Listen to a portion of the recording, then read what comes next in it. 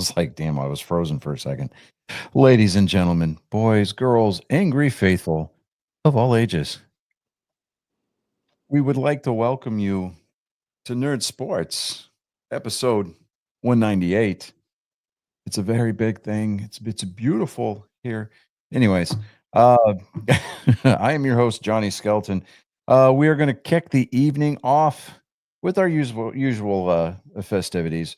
Our illustrious and esteemed producer, David, is going to bring you the weird sport of the week. David. Now this is a golden oldie, but I wanted to show Trey this. This is just the weirdest sport I have ever seen. It is chess boxing. See, they play chess and then they beat the shit out of each other. What's the trade-off? Does the chess winner get? Does he get like a 2-punch advantage, or what are we doing here? I don't know. Well, think about it. I think it's if you win the boxing match, then you take that piece. No, I think what it is. I've heard about this sport before. Yeah. Well, we did it on Nerd Sports, but I want to. It's one of those ones that I just want to. I mean, you play chess. You have if you go boxing first, you have a concussion, so you're at kind of a disadvantage on the chess match because if you get ringed really good, you're just looking at the board. Yeah, I'm gonna own you mentally, then I'm gonna own you physically. Here we go. Yeah. Yeah. Well, we are officially less than 2 weeks away from pitchers and catchers reporting to spring training for a majority of the clubs around the major leagues. The beautiful sounds of the crunch of cleats on concrete, ball popping glove, bats hitting ball, the sounds of baseball are about to fill the air like a symphony, and it is going to be amazing. There's still just a couple of free agents that are still out there. Alex Bregman still doesn't have a job. So, hey, good job there, Scott Boras. Go Tigers. He should be with anybody that needs anything. Yeah. He has Bregman's an animal, dude. He is. He's been quoted as saying that he would prefer to land in Boston. So as Nolan Arenado said that if he Boston is the only place that he would waive his no trade clause for. I'm just kind of like, man, well, okay, well, what are we gonna do with this like surplus of infielders that we're about to have? What is sign both? I was gonna say, what does Boston want to get rid of, or what are they willing to come off of? And it's not a popular take, but I would almost be okay with them getting rid of Rafael Devers. And I know that he's a popular guy in Boston. Trust me, I know, I get it. But defensively, he's kind of a liability. I mean, he really is. I mean, I think he was like top 3 in all of Major League Baseball for errors committed by a third baseman last season. And then he was 3 or 4 for sure. Yeah, I mean, offensively, he's too streaky. I mean, way too streaky. To say the word consistent and Rafael Devers don't really go together in the same sentence. Nope. It's either hot or cold. Yeah, exactly. So, would I be okay with, I don't know, like let's just say that Boston signs Alex Bregman. He moves over to the hot corner because that's where he normally plays. Move Rafael Devers over to first. It's not that hard of a position to learn once you've been playing third. He's not going to be he's not going to have as much of the range. Yeah.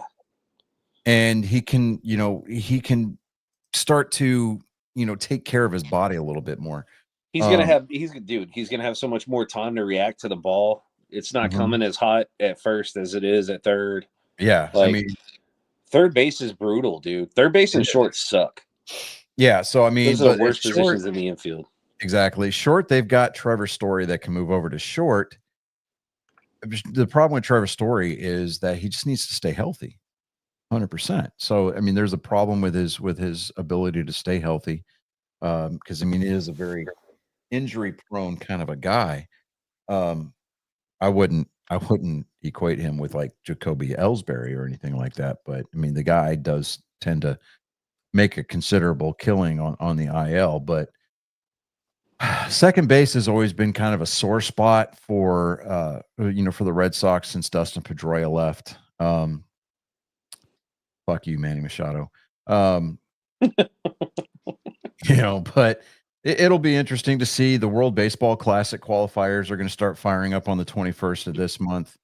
But there's still they're already looking at there's rumors that the Royals and the Dodgers are favored to make it to the World Series this year. And I'm like, okay. Sure, why not?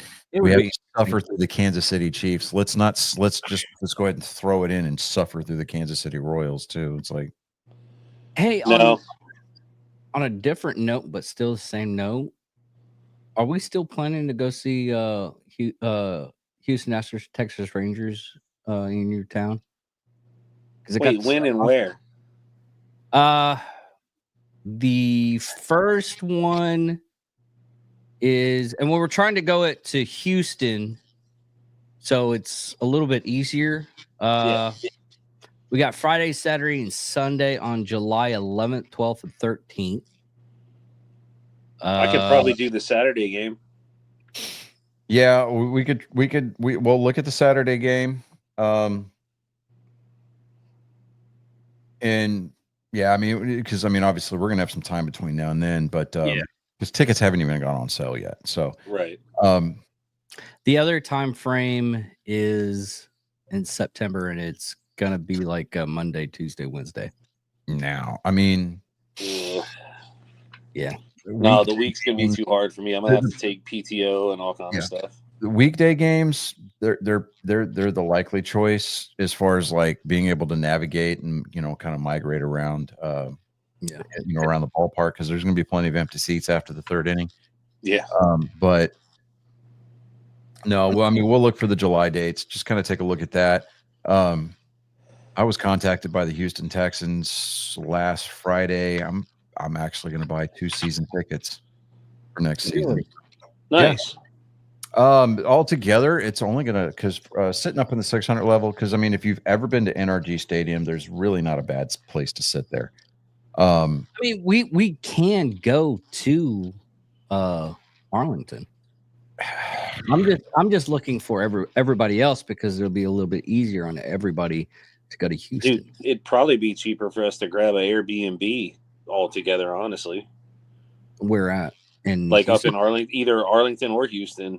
Well, I live just an hour south of the park. Okay. I'm down here in Lake Jackson Clute. So we're all crashing at your house. No. No. But for the 600 level at NRG Stadium, it's like $600 a season per seat. So I told him, I was like, yeah, I'll get 2. Obviously that comes out to $1,200, and then like it's they've got payment plans. I'm going to pay I've got 8 months to pay it off, and it's $150 a month for both seats. Dude, that's cheap. I just got UFL season tickets for the Brahmas, and we're only doing 4 home games this year. They're playing in Birmingham twice this year. Mm-hmm. Instead of having a home game, because we had like conflicting schedules with Fiesta or something. Yeah. So for 4 games and 2 tickets, it was $404. That's not terrible, like at all. It's the UFL. Yeah. But you got tickets to Houston for $700. What you said, $700? 600. 600 a piece. Yeah. So $1,200. Mm-hmm. Dude, Jerry World, those are $400 tickets a game. Yeah.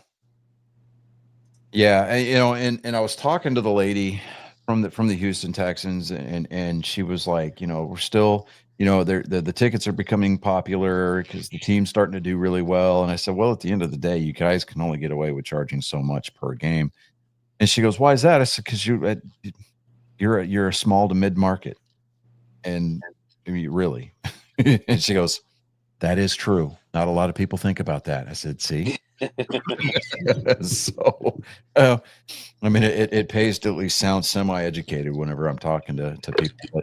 But like she emailed me all the information about him, and I was like, you know what? That's actually not bad at all. So, as soon as my wife got home, I was like, I laid it on pretty thick. I was like, babe, I was like, please. And she goes, okay. I was like, are you sure? She's like, yeah. I was like, yes. So, I sent her an email. She called me back. I paid my deposit to hold my spot for whenever the tickets do go on sale. They'll call me, and I'll just set up the payment plan for 2 of those seats right there in the 600 level. So I'm like, heck yeah. Well, that was the good thing about ours. We got last year. I figured out where the cool people sat, like the mariachi guy and the Brahma Babe chick and all that. Yeah. And I figured out what section they were in, and we bought tickets to 2 of those games down there in that section. And so this year I was like, fuck it, we're getting season tickets. I got first row in that section, like exactly where we were last year. Nice. And all the meet and greets. Got my LSU Brad Wing Brahmas jersey made, so let's try to get that autographed. Okay, I see what's up. Yeah, I got you. Only punter to ever get a taunting penalty in LSU history, because he got over on Florida. There you go. Let's see here. Let's venture into the world of the NFL. Cooper Kupp was informed by the Rams that they are seeking an immediate trade. So don't look for Cooper Kupp to be getting any more yards after the catch, in a Rams uniform. Let me see here. This is going to be an interesting article here. Let me see if I can get this to pull up here for us real quick. Where do you think Kupp goes?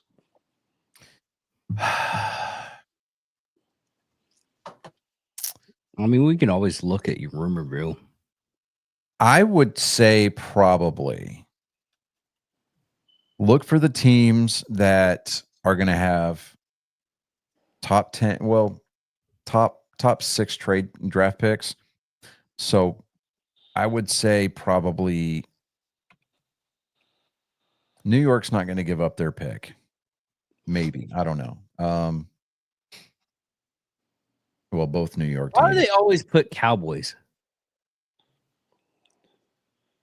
I mean, because Jerry Jones takes shots on white receivers, to be honest. I mean, the last time it worked out for him, let me see here. What was it? Number 11. He wore number 11 as a wide receiver. Yeah. Buffalo. Crap. Cooper. What was his name? Not Cooper Martin. No. Little redheaded dude. Yeah. I think, isn't he playing for Buffalo now? Oh, he did, and then he retired. Cooper? No, not Cooper Rush. That's the quarterback, isn't it? Yeah. I'll just ask Google. White receivers for the Dallas Cowboys. You're gonna have to take a $20 million paycheck too for the trade. Cole Beasley. There you go. Yeah. But yeah, Cole Beasley, he was a horse, dude. Yeah. And he was like, I'm getting absolutely no fucking where in Dallas. I think where are the Broncos at in the draft? Oh, they're gonna be bottom third because, well, no, they're gonna be about halfway. He might go to Denver. That could be a likely landing spot for him with Sean Payton. Him and Bo Nix. Ooh. Yeah, that'd be nasty. Oh, man. Yeah. Let me see here. But Roger Goodell talks DEI efforts, officiating, 18-game schedule, Justin Tucker ahead of Super Bowl. The byline is fucking, it's an NFL.com wire report. So fucking staff writer. Okay. NFL Commissioner Roger Goodell addressed a number of league topics on Monday, including its diversity, equity, and inclusion programs, the state of officiating, a potential 18-game schedule, and recent allegations of improper conduct against Raven kicker Justin Tucker. During his news conference ahead of the Super Bowl opening night in New Orleans, Goodell said he doesn't believe the NFL's policies to promote diversity are in conflict with President Donald Trump's administration's efforts to ban diversity or equity and inclusion programs in the federal government. The NFL has rules in place that require teams to interview diverse candidates for key coaching and front office positions as part of the Rooney Rule that has been in place for more than 2 decades. Quote, our policies have been designed to be well within the law, well within the practice, said Goodell on Monday. There are no quotas in our system. This is about opening that funnel and bringing the best talent into the NFL. We also believe that we are doing the right thing for the NFL, and our policies are consistent with the current administration as well as the last administration. Oh, let me stop right there. Don't you think that maybe the state of the current state of officiating in the NFL is a direct response or a direct what's the word I'm looking for? Consequence of DEI programs? I mean, I firmly believe in meritocracy. I really do, because I don't care what you look like. Hi, Maria. I don't care what you look like. I don't give a crap. You could be white, black, brown, blue, green. You could be fucking purple. I don't give a shit. Just know the rules better than anybody else. Yeah, it's just like I as long as you are capable of doing the job consistently and accurately, I'll give you a shot. And especially when it comes to these games and just with the level of microscopic magnification that is on the league officiating department now, you still want to cling on to these DEI rules? Yeah. Ugh. And dude, like, I mean, I understand, like, even Herb Dean makes a mistake in MMA every once in a while. Mm-hmm. Ed Hockley, as great as he is and as great as those fucking guns are. Oh yeah. We're past 5 minutes, right? Yeah, we're 17 and we're good. Yeah. As great as those guns are, dude, like, he makes mistakes, and Ed's arguably probably the best referee ever in the history of the NFL. You know, nobody's called more higher profile games, more playoff games, you know, more games that meant anything, like, you know, whether it was wild cards or, you know, anywhere through the playoffs. Like, Ed Hockley is one of the most respected referees ever, but ask Ed if he's ever made a mistake. They're going to make mistakes, but this shit going on right now, dude, it's almost freaking blatant, and it's ridiculous. It is. And it screams script. It screams rigged. And, you know, you almost have to kind of, I mean, you're almost forced into a position where you're drawing a parallel, because these games started to become, I mean, just the officiating. I mean, it went past light speed and jumped straight into ludicrous speed. Okay. Yeah. But here, look at the timing on it, though. Look at the timing. When they started making sports bet books, you know, or sport books legal nationwide, and they started sponsoring these major leagues. Yeah. I mean, it looks just a little too coincidental for it to not be, you know. Here's another thing that I was talking to somebody today about it, because I was talking about the whole because I saw this article. Tom Brady found out that the Chiefs owner's wife was paying off the refs. I was like, that's a little bit far. What do you think about that? Like, what was the source on it? I look at stuff with the open mind that, you know, okay, that's a good theory. I don't say conspiracy theories on anything anymore, only because the whole I was talking to an actual guy that told me the whole reason why you say conspiracy theory is because after a while, people dissentate anything you say once you say, "Oh, this is a conspiracy theory that I thought up." Yeah, they can totally put it in the trash. Now, on that, the one thing that he did say when I asked him that, the whole theory is kind of cool. But after he's like, wouldn't it be more proper to think about it this way, that Patrick Mahomes literally trained himself to rig the refs to make those calls? Because look how he runs into the out of bounds, because he all started. And it all started on the collegiate level with that BYU quarterback who he deked like he was going to go into a slide, and then he ran for another 15 yards. Yeah, that's another thing they were talking about, is that his slides. Yeah, and so and it's okay. You're gonna the GOAT conversation. Okay, it's like trying to compare, LeBron with Michael Jordan.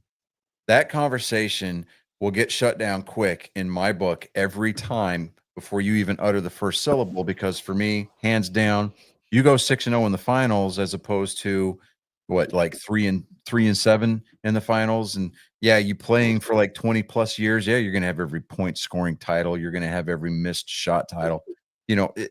It's not about the stats. It's about the rings, right? Tom Brady played this game for 20 years. And everybody wants to talk about when Tom Brady was still playing in New England, that it was all about Coach Belichick. Well, what does Tom Brady do? The first chance that he gets to leave New England, he goes to Tampa Bay his first year there. Yeah. He takes him to the Super Bowl and wins. Okay. Players wanted to play with Tom Brady. Tom Brady was willing to take pay cuts and renegotiate his contract during the offseason to bring these winning pieces in. Okay. That's the kind of player that Tom Brady was.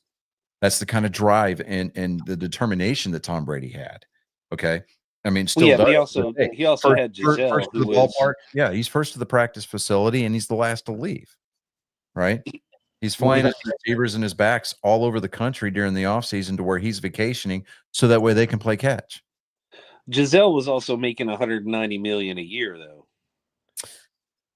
Yeah, but all that aside, it's all about. I mean, you look at him. I mean, Tom Brady comes in 6th round from Michigan. I mean, damn near Mr. Irrelevant, right? I mean, he's no Brock Purdy, but still. Yeah. And during OTAs, right after getting drafted, he tells Mr. Kraft, I'm going to be the best decision that you ever made. Yep. And he hung around. And what is he? And he knew it. Yeah, he absolutely knew that this is what this is going to be how I get remembered. And he took those reins. You look at the way that Patrick Mahomes plays. You look at the way that the rest of the Kansas City Chiefs play, specifically Travis Kelce. Okay. I mean, with the flop or the attempt at a flop just to draw a flag, like, come on, you're going to get in the face of people and you're going to start butting heads, smacking, face masks and stuff like that. And then the second somebody turns and looks at you sideways, you're going to, I mean, come on. I think that at some point that the NFL officiating committee and the competition rules committee need to start looking very heavily at a penalty for flopping, because we're getting to that point in time where you would have to make that reviewable. Yeah, you would, and even then, you've got this expedited replay that they're doing now. You don't even have to have the coach throw the challenge flag for a lot of stuff. Yeah. So, I mean, somebody up in the booth. Probably my favorite feature of this past season, to be honest. Yeah. I mean, yeah. I mean, I'm not a big fan at all of the what is it? The expanded kickoff or whatever they're calling it, the enhanced kickoff rules. I don't like them. I don't. No. I mean, if you're going to line them up that way in between scores, make it to where, hey, look, if you're making my guy kick off from the 35-yard line and you've got from, what is it, the 20 to the goal line, that's, if it lands in there, you have to return it by rule. Chris is running late tonight, Maria. But if they kick it out of the back of the end zone, it's a touchback. I say if you split the uprights, That's a safety. Just give him 2 points. You know, I mean, yeah, it's basically a free throw, but come on, you know, it's I don't like the diversity, inclusion, equality. I think that it was probably well-meaned in the beginning of the program, but just like anything else, it was easily perverted and it was easily weaponized. And all for the sake of what? Optics? Oh, making it fair for everybody else? Well, you know, fuck fair. I mean, because I'm not going to bust my ass for 6 weeks, you know, for 12 weeks in a semester, make all A's for Susie J. Rottencrotch in the back to be fucking off all year long, fail the class, and the teacher take my A, split it in half, and give us both C's. No, fuck that, and fuck her. It was weird for me to see, and like, dude, I'm 39. I don't know how old you guys are, but I'm 39. I'm a 90s kid. I'm an 80s baby. Like, I'm fucking. It was yes, ma'am, no, ma'am, and dudes did stuff and girls did stuff. And like to see girl football coaches and girl referees like that was super weird. Like, but like refereeing and even coaching, like, I mean, if you've proven that you can do it, then awesome. Yeah. I mean, but don't ever think that the Dallas Cowboys are going to have a starting offensive tackle that has cups built into her fucking shoulder pads. I mean, Mama June's got to get a job eventually. So. But Jesus Christ, she got to get that cardio up, dude. Yeah, right. She can't do a take without having an oxygen mask. Yeah, it's just look, if they're going to investigate the officiating this year, specifically as it related to like the Kansas City Chiefs games, it's not like you can go in and change the outcome of the game. You can't make them go and replay the game. It's not going to change anything. Okay, we've already gotten to this point in the year where we're like literally 1 week, less than a week from the Super Bowl. You can't go back and go, well, you know, Houston should have beaten you, or Buffalo would have had you. Turn back time. What did they do to the Saints about that bounty? A bounty gate? They fined for a year. Yeah, Sean Payton got suspended for a year, and the players a bunch of players got fined and suspended a bunch of games. Yeah, I mean, basically that's what happened. Okay. And then Sean Payton came back for a couple of years and said, I'm gonna take a break. Okay, I'm coming. I mean, it's not like he was hurting for money during that suspension time, because I mean, he had Kevin James playing him in a movie. So oh yeah. You know, I mean, which wasn't a bad movie, but still. No, it was good. You know, I mean, it's not like baseball where you can go back, what is it, like 7 days, and you can change the scoring on a play. And hang on. Speaking of baseball and people that took breaks, did somebody sign Trevor Bauer, or was that just a meme? I think that was just a meme.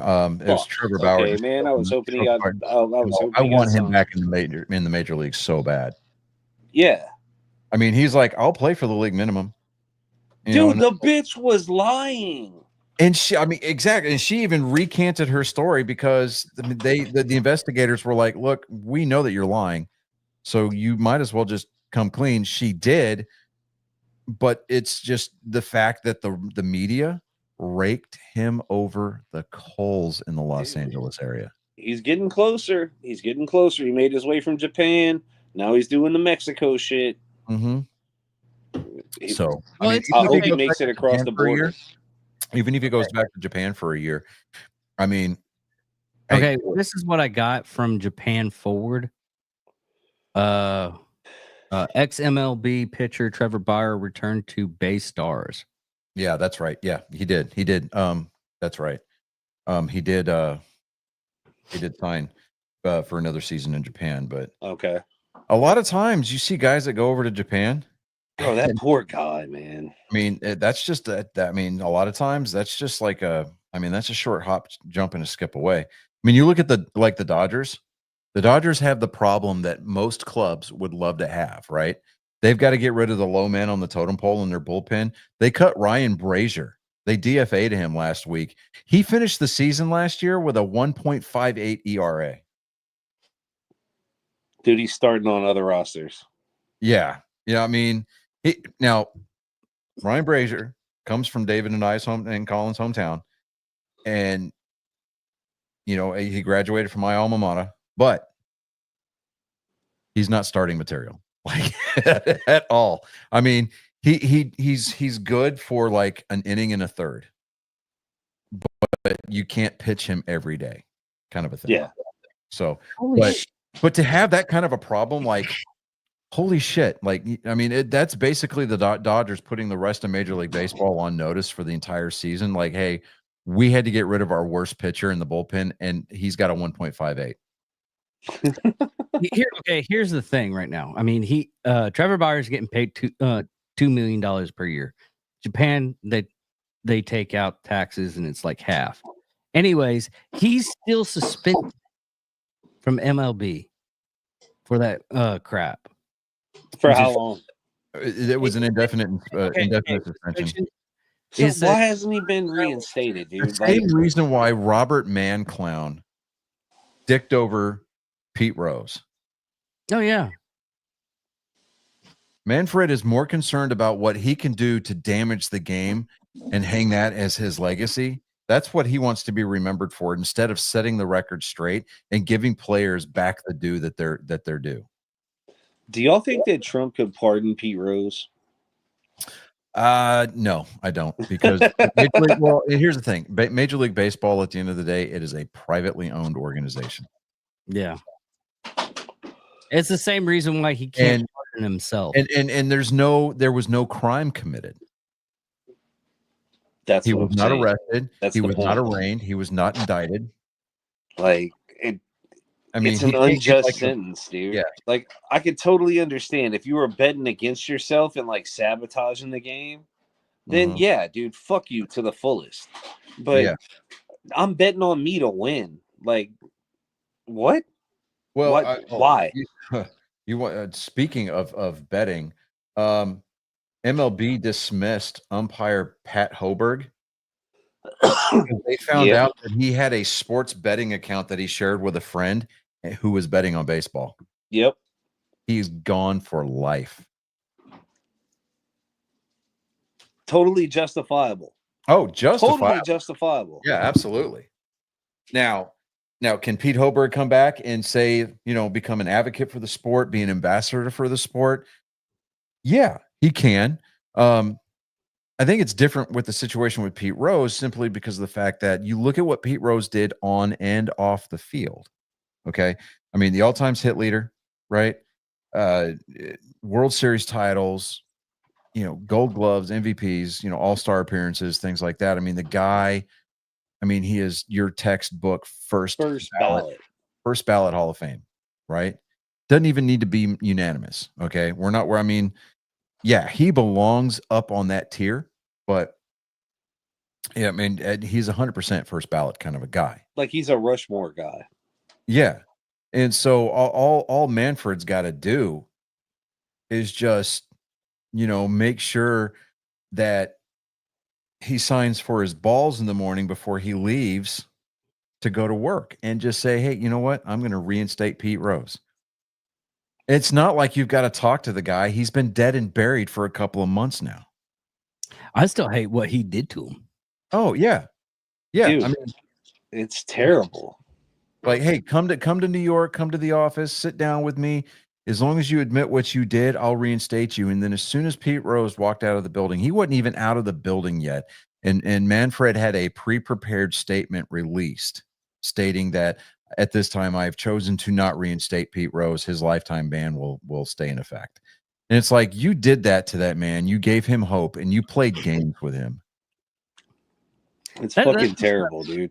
That's the kind of person that doesn't need to be in kind of leadership role. Yeah, and you almost have to think of, like, when Manfred goes home at the end of the day. What does he think about? What does he hear in that apartment? It's terrible. You heard the chirp? Yeah. It's One of these days, people are going to find out, and they're going to rip that story from the headlines. And you're going to be watching TV one night on a Thursday, usually, and you're going to see a story that seems awfully familiar, and it's going to sound like this. It's going to be great. So it's what's just, and I looked really hard for that sound. So I wanted that sound on the soundboard, but well played, sir. But yeah, Pat Hoberg, fucking, you weren't exactly the best umpire to begin with. I mean, your strike zone was kind of large, and it migrated like gypsies. But hey. See, the only acceptable bet that I would ever dismiss from an umpire would be like, what was his name in last year's World Series? They called 100% perfect game. Oh, like if he Pete Rose and was like, I'm betting on myself to call a perfect game, and like his balls and strikes were 100%, no harm, no foul, dude. Thank you for your service. Yeah, exactly. Here's your golden ticket. You get into every park for free. That's the only time it would, or like if I was betting on myself over the season for challenges, like what was my over under? Did I have 3 overturned, or like now elsewhere in major sports, the NBA decided that it was tired of being irrelevant, and it just decided that it was going to make itself known this past weekend in the most asinine way humanly fucking possible. This is going to go down hands down as the worst trade, or one of the worst trades in NBA history. Okay. Luka Doncic was traded by the Dallas Mavericks to the Los Angeles Lakers.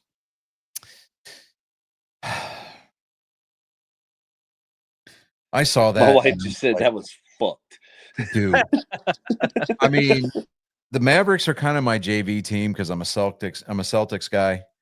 But I got Luka's jersey hanging in my closet, and I'm just like, now I can't fucking wear it. It's like I have to root against him. Like, what is that shit about?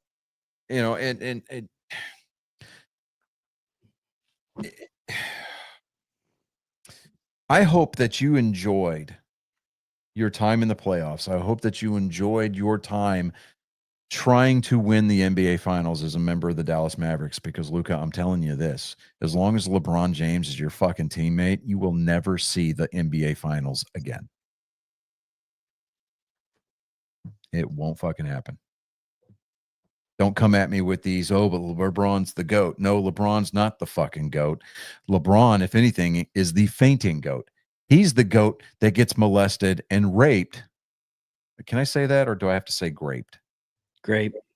He's the GOAT that gets SA'd by Taliban members in mountainside somewhere in eastern Afghanistan, while we've got Apache pilots watching the whole thing on FIR. So color commentary.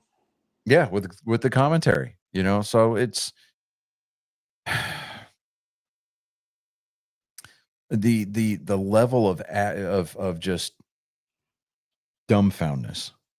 I mean, you've got Dallas fans that they're out there burning jerseys. You got Dallas fans that are actually requesting refunds on their season tickets now for the remainder of the season, because they were bringing empty coffins and dropping them off at the stadium. Yeah. Really? Mm-hmm. Yes. More than one. Coffins are actually pretty expensive, so unless they dug those things up. Is either that, or they're just throwing planks together from that twisted tree that Home Depot and Lowe's get their. I wasn't there, but I was in San Antonio.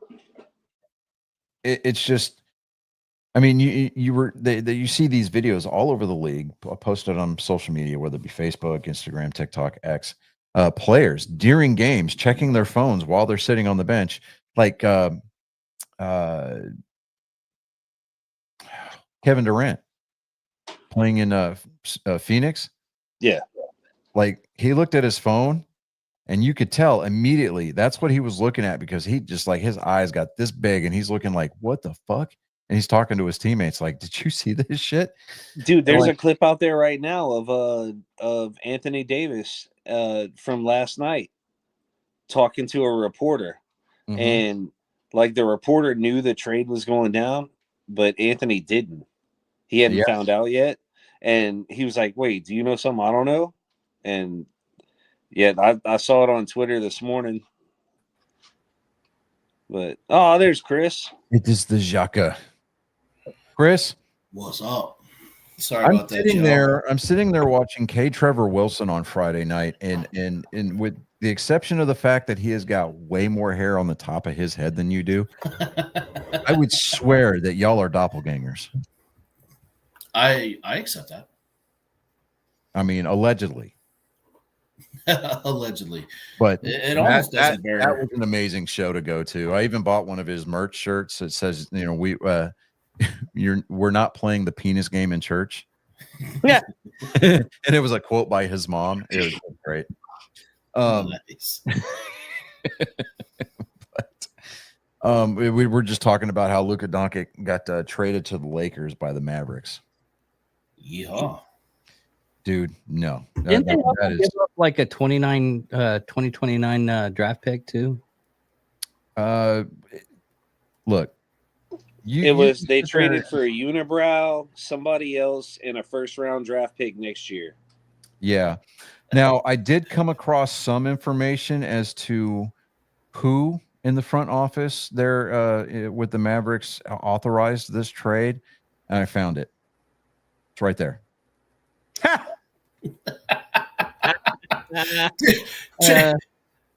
Trent, did you tell them? Did you show them what you showed me earlier today? That meme with Yoda. Talking to me or Trey. David? Oh, Trey. Okay. He showed me it. I swear to God, if you take the ears off of Yoda, it looks exactly like Jerry Jones. Oh yes, I've seen that. It looks like an orgasmic Jerry. It looks exactly like him. Like it's freakishly so.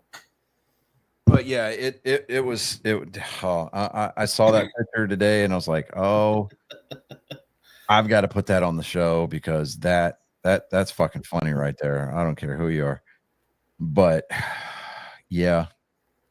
No, I wore my Puppers t-shirt to the show on Friday, and it was like, I go to talk to him afterwards. Bro, Colin, come on, man.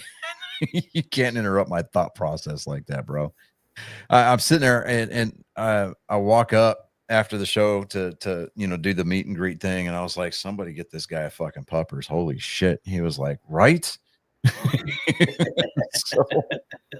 And then he sees my shirt and he's like, oh.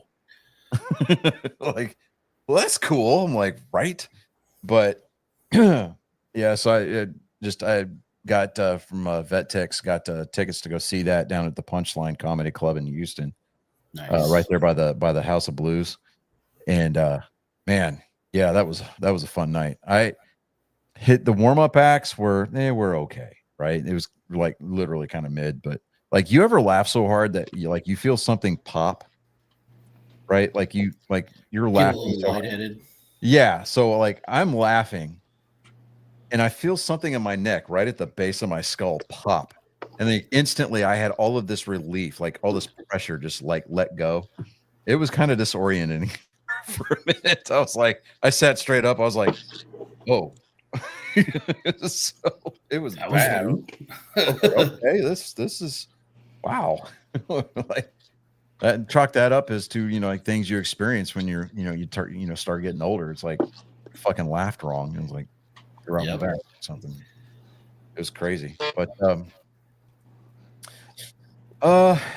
dude, my wife got one of those she got one of those wiggle boards that you stand on and like it wiggles you at so many RPMs and it's supposed to make you skinny and shit. I farted on it the other night. And my fart went. I'll probably record the next one. I'll get you a clip. Please do. That's some white people shit right there.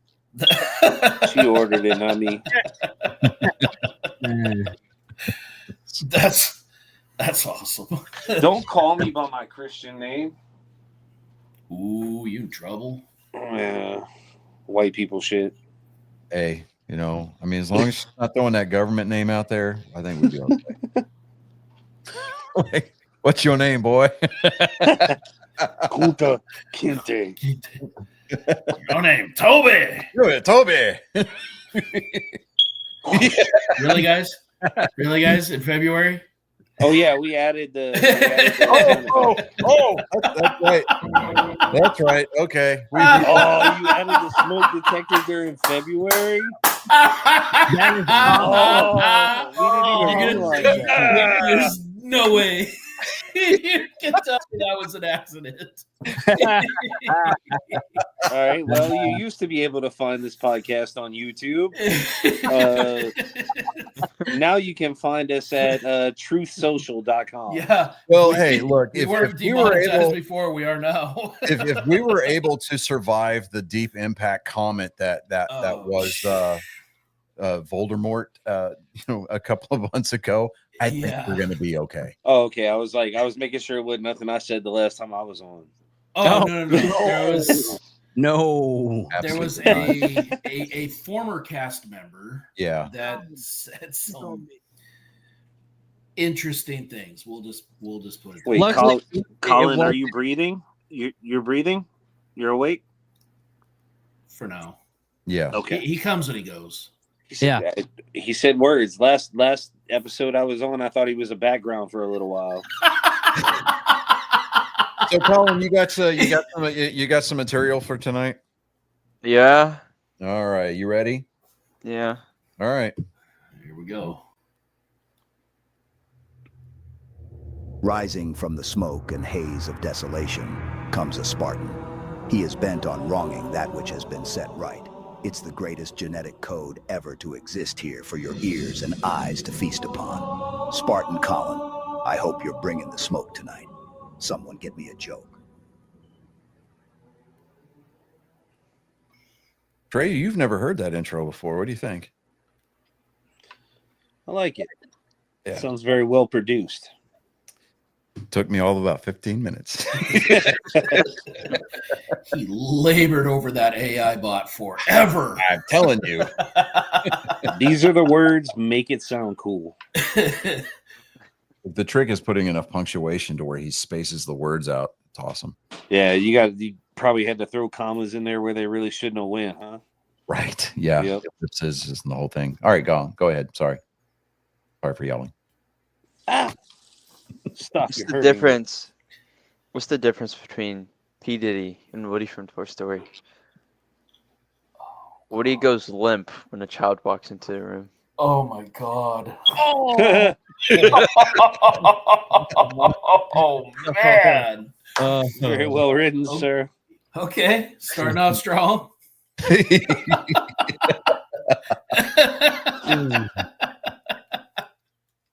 I feel violent for reading this next one. Okay.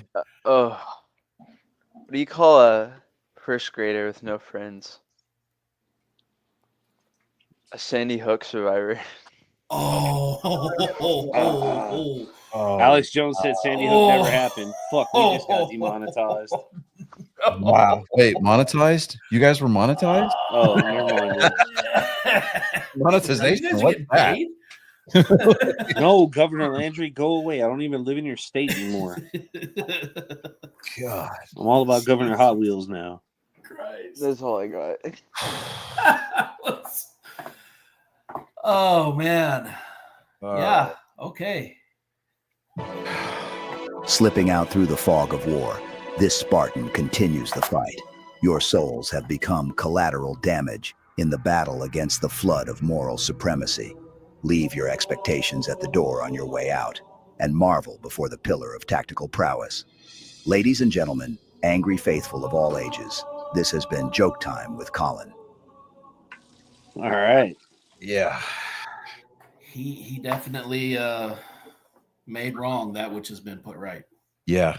He definitely brought the smoke this evening. Yeah. So Good job. Well done. So, Well done. Colin, do you do like any open mics or anything? he is 15. Oh, well, I mean, Imagine he's still that. good with parents' permission. I'm sorry, I should have been cussing around you so much. Oh no, Dude. Is one of y'all his daddy? me. I'm his dad. Who's that baby daddy?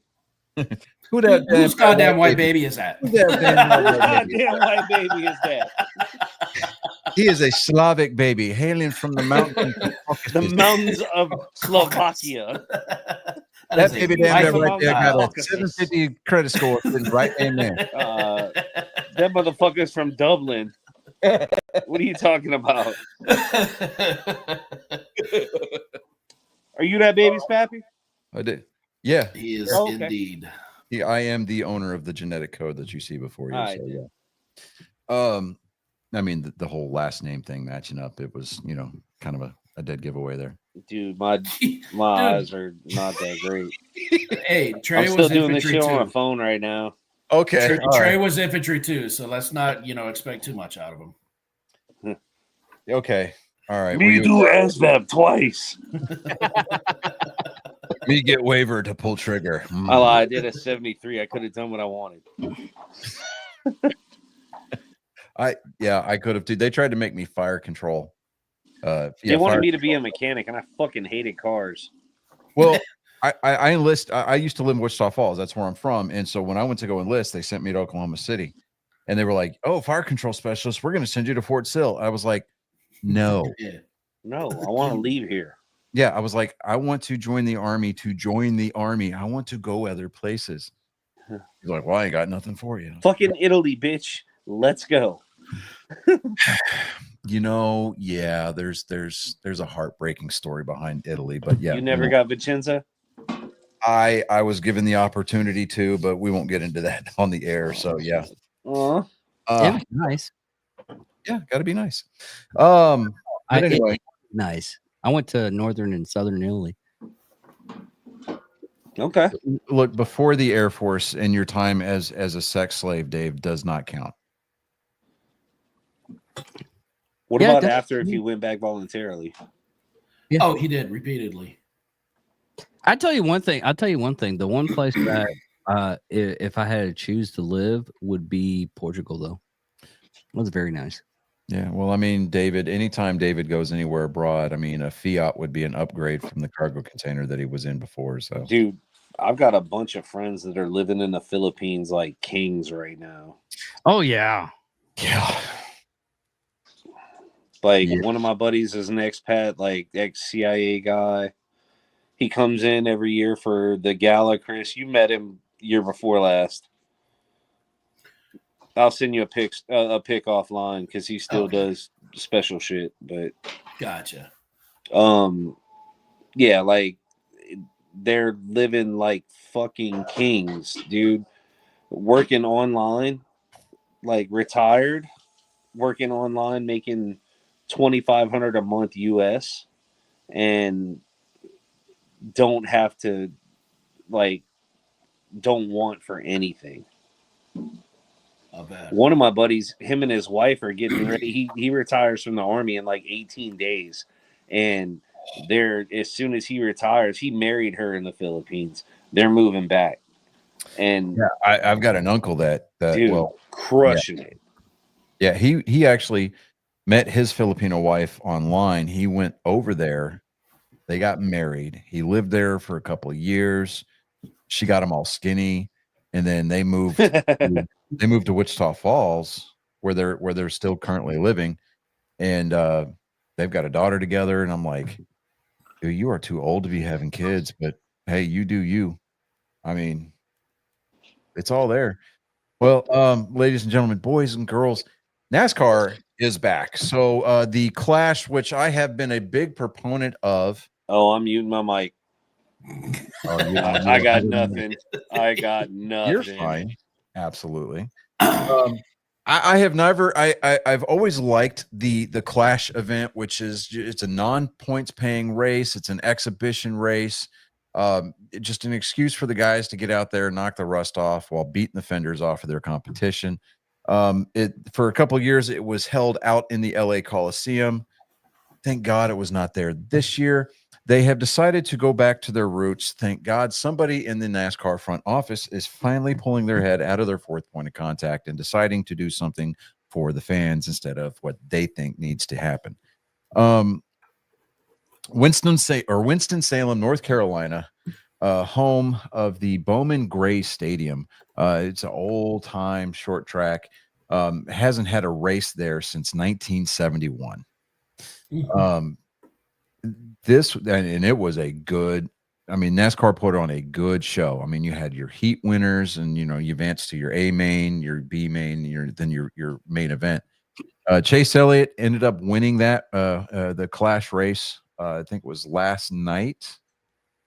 Yeah, it was last night, and he did it pretty convincingly. Ryan Blaney finished second, but man, it's going to be a good year because I mean, there's guys that racetrack needs to have a points paying event because everybody to AT, all of the drivers, even the ones that crashed out early, they were just loving it. They said they had the most fun in a cup car, beating and banging on that track than they've had in a very long time. And this is going back to the guys that whenever Bristol Motor Speedway decided it was a good idea to put dirt on that concrete surface. So, I was, again, big fan of this race, and it just, boy, some of the numbers were fans from 44 states, 5 countries, and 3 continents bought tickets to the 17,000 seat arena for its first major league event in 5 decades. Those numbers blended with roughly 40% of the ticket holders from the greater Piedmont Triad area of Greensboro, High Point, Winston-Salem, and its surrounding communities. So you got a lot of those grassroots racing Friday night, Saturday night guys that go out there and they make enough to just keep the car running, and whatever they make on merch sales, they turn and make more merch to sell. Nobody goes into racing to get rich. I don't care what they tell you. But let me see here. One veteran radio voice provided anecdotal evidence that there was a sort of vetting process for the Bowman Gray first-timers.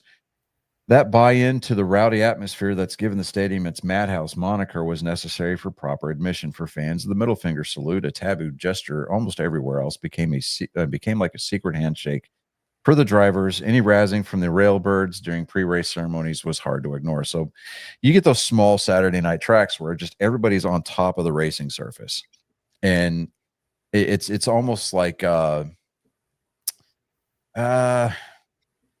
I'm trying to think of what that would be. So, like, David, you remember going to any hockey games whenever Wichita Falls had a hockey team? Yeah.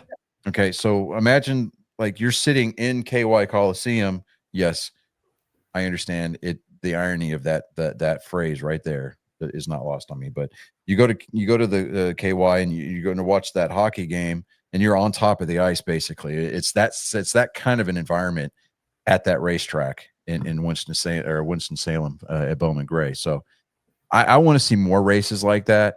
The next race is going to be coming up in a couple of weeks.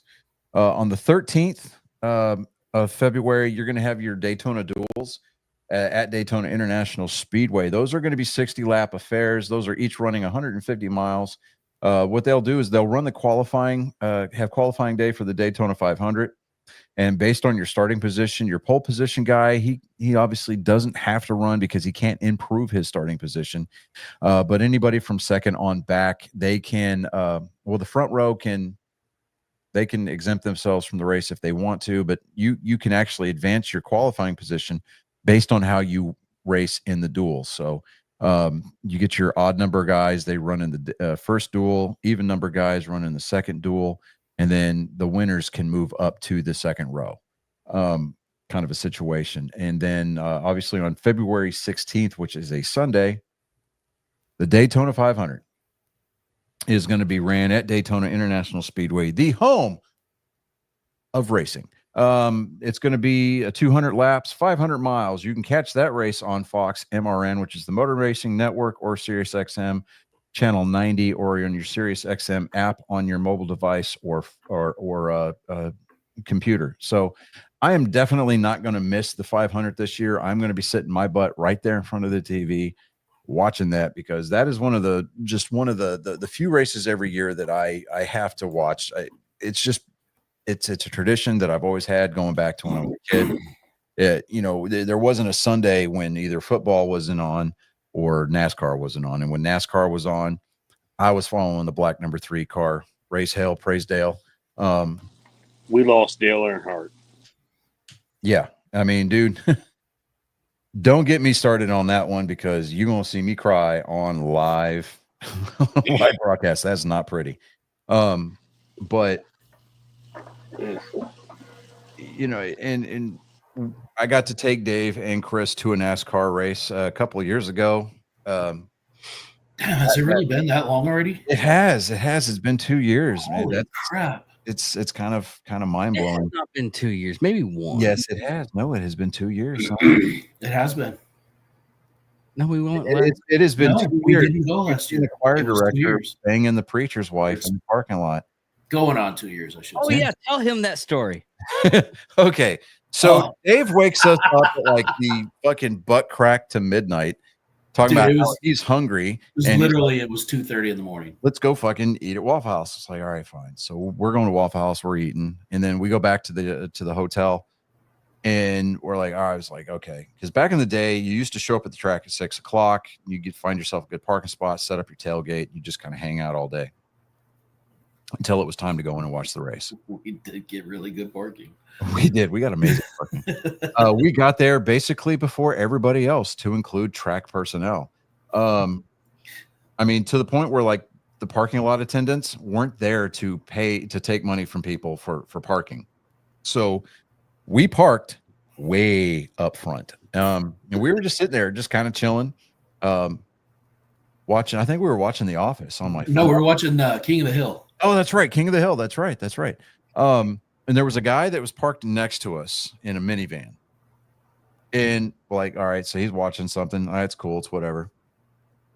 And then roughly about 6:30, 6:45, we see this random car just pull into the parking lot and just kind of post up about 150 meters away. And we're just kind of like, we're looking at each other. You know, it's funny. Telling a story to the back of somebody's head. It's fucking awesome. This car comes pulling into the parking lot, posts up about 150 meters away. We're just kind of like, what the fuck is that all about? And then the guy in the van notices this car. He starts his car and he pulls out of the parking spot and pulls up next to this car. We're like, oh shit, what is going on here? At first, I thought it was a drug deal. The person in the new car gets out and gets into the van. We're like, oh shit. And they sat there for probably 20 minutes or so, at least. At least. So we decided, all right, we're gonna kind of creep up and see what it's all about. David, with his fanny pack in tow, fucking hopped out of the car, Fanny pack and shorts. walks up, and so me and Chris are like, fuck that, I'm not walking. So we start the car, we pull up. And David walks up to the car and fucking peeks inside. And he's like, oh, I only see one head. He's definitely, somebody's getting fucking blown in there, right? And so he hops back in our car. We pull back over to the parking spot. We park. And we're just sitting there watching this whole thing unfold. Then the new car, which was, I think it was like, a Honda Accord, Honda Civic? Something like that. Starts up. Yeah. And they pull around to the entrance of the parking lot and sit there for like 20 minutes. Obviously, like fixing themselves and preparing. And the whole time that they're sitting there, we built this entire universe around this little rendezvous, right? We're like, okay, Extensive backstory. they're not locals, because then they would just go to they've got to be locals, because if they were out of town, they would just meet at the hotel, right? Makes sense. So they've got to be local. Like, all right, it's Sunday. Where is she in a big hurry to? Oh, she's got to get to church. Why would she have to put herself back together so much? Right. Why would she have to put her back herself together? So we decided, all right, we're going to look for churches that are close by. I'm online looking for churches that are nearby. And then we landed on this. They were both members of the Wesley United Methodist Roanoke Methodist Church. Or the Wesley United Roanoke Methodist Church, right? Which was like a couple of miles down the road. It was literally a couple miles down from the track. And so we're like, okay, now who are they? Well, he's obviously the choir director, because he doesn't need to be there, at least not that early. And he's just maybe taking a day off because he's going to the race. This all checks out. Who's the woman? We got it. It's the preacher's wife. So she's got to put herself together because she has to be there early to start help setting everything up. Yeah. And she's got to get rid of that bussy smell. She's got to comb the cum out of her hair, that kind of a thing. And it gets time to where, people are start moving around. Displays are getting set up on the midway. So we're kind of going around and, taking part in that old time ritual on race days, seeing how much free crap you can get. Right. So we pass these Fort Worth cops that are on bicycles. And so we start telling them the story, and they're like, wait, where's the car? Like, oh yeah, the minivan guy, he's parked way out there. and I turn around and there's a female cop standing there, and she is beat red. I was like, oh shit, I'm so sorry. Did not realize that you were standing there. And she's like, no, it's totally fine. Right. And the sergeant with him is all like, do we even want to go over there? It's like, probably not. I mean, and again, by this time it was like what? By like 8 a.m. or something like that. Yeah, it was like 8 a.m. And then we start talking shit to these Cav guys that were there, because they were set up. They got the static display and everything like that. And so, we're talking about, how shit would have been done back in our day. It sounded like those crusty old timers. Why give guys a fucking counseling statement? Just take them to the wood line and fucking smoke them, And we start talking to this E4, and he's just in awe. Right? I mean, the dude's just, oh my God, it's like, brand new basic training privates, they kind of worship the guys with the faded BDUs and shit. Yeah, it's one of those situations. So we get into the track and everything like that, and the pre-race festivities are starting to kick off. And we had tried to go down onto the infield, and they were like, yeah, no, you guys don't have a bracelet. And the bracelets were $75 a piece. And we're like, no, we're not fucking doing that. And then this E4 that we were talking shit to earlier that morning comes walking down the steps, and we're like, hey, specialist, get over here. And he's like, oh yeah, oh hey guys, like, hey, can you get us in? Like, you're going down there? He goes, yeah. You just fucking tell the bouncer that, or the usher that we're with you. He's like, oh yeah, okay, sure. So he goes over there, tells the usher that we're with him, and he's like, all right, I'm not gonna fucking deal with it. So yeah, just come on. And so we got on into the infield for free. And it was a hot as fuck that day, but it was a good time. It was worth it though. Yeah. And then that following that next day, that following Monday, actually that was when we did the show on a Wednesday, right? Yeah. So that following episode, we told the whole world everything. And he ended up he ended up leaving. That minivan ended up leaving. We estimated sometime around 11 or something like that, because we had gone back out to eat lunch at the car, and he was gone. We never did actually see him leave. Mm-mm. Yeah. So he didn't even stay for the race, which was great. Like, it just added another level of depth. It was a whole other question we never got answered. So every time we talk about the story, which is what, the third time, at least. If anybody from the Roanoke United Wesley Methodist Church, we're sorry. To the story. It's either your choir director or one of the deacons. We still haven't decided completely. Reach out to us at Angry Me Production 1 at gmail.com, or reach out to us on our social media platforms. We need to know. Yeah. And if the preacher has suddenly either left to go to another church because he was asked to step down because of the divorce or what, I don't know. We have to know. Give us the tea. And we promise we're not going to turn all liberal and get all whacked out like the Jolly Ginger or whatever. We're not going to do that. Somebody Well, called I him know. Jolly Gingivitis today. It was hilarious. Jolly Gingivitis. I mean, that dude, you got to imagine, like, he had probably his fair share of Article 15s when he was in because he speaks Mexican American. I mean, you just look at his grill. You know, I mean, Dude, the VA is free. Like, just go. Come on, man. I mean, there's no excuse. I mean, you can't get VA dental until you're 100% disabled. But if he were to get to that plateau, the dentist would be like, bro, no, that is not service connected. Come on. You just can't do that to us, guy. No. Yeah. Still, yeah. No excuse. So I've discovered, all right. So I bought that PlayStation Portal a couple of months ago, and I play on it a ton. Now PlayStation decided to add cloud streaming to that portal, so that way you basically don't even need the PS5 anymore, which I still play on mine. But through PlayStation Plus, I have discovered Poker Club. Oh, dude, I have lost so many hours playing poker on my portal. Nice. You win anything? You any good? I'm decent. I cleaned out 2 tables. There you go. Man, if only the poker night games were still for sale. Oh my god, dude. Such good games. They take like characters, like non-real characters, and put them in poker.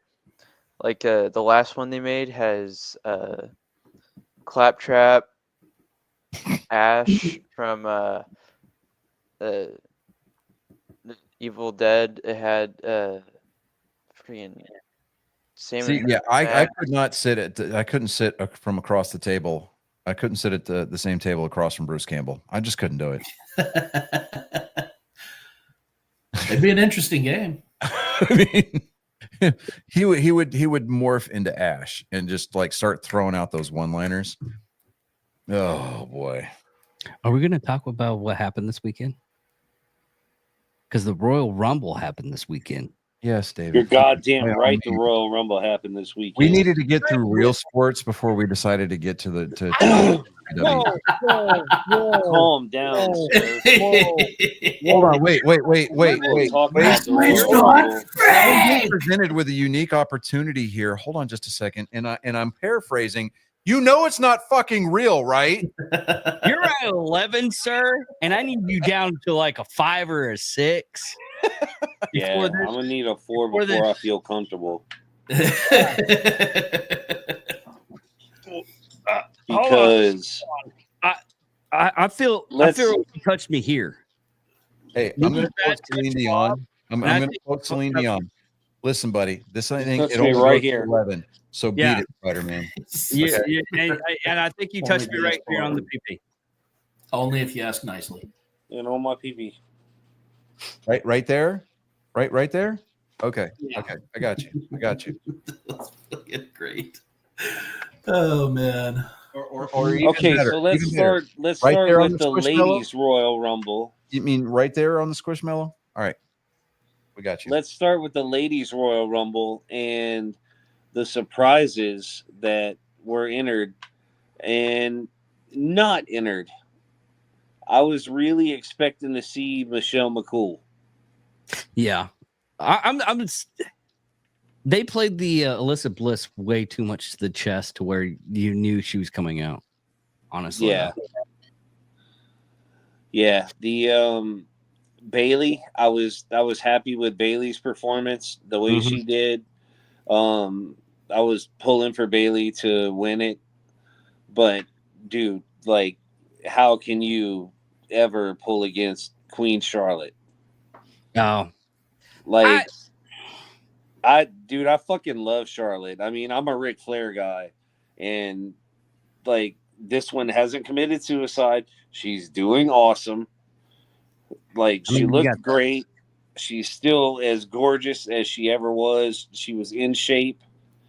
She won it, and now I'm just worried about what kind of angle is she gonna play into WrestleMania. Like, if she goes after Rhea, what's the story?